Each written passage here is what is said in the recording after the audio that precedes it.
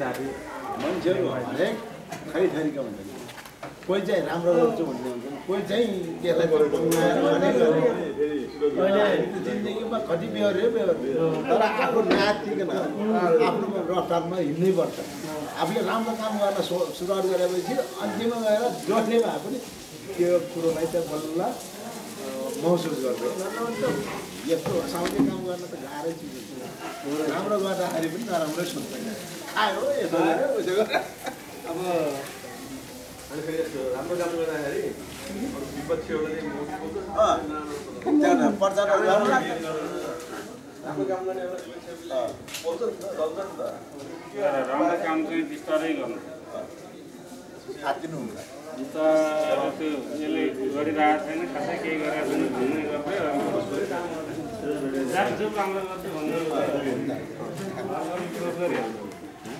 अब अहिले पनि उहाँहरूलाई मैले बुझेको अब घाँस